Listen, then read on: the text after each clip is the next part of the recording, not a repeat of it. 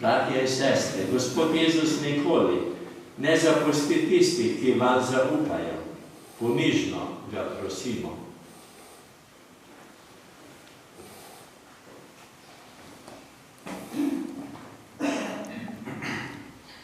Naj se cerkev ne zapira, ampak z odprtimi rokami stopa naproti Bogu.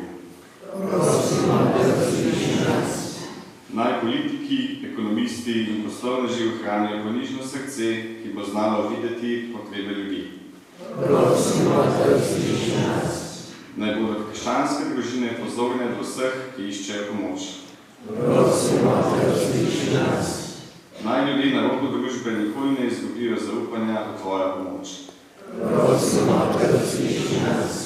Naj vsi pokojni, ki so trpeli zaradi pomanjkanja ljubezni, v tebi najdejo resnično tolažbo. Prosimo, da različi nas. Jezus, naš Gospod, opogumi nas, da bomo v težavah in preizkušnjah videli priložnost za rast na poti do tebe.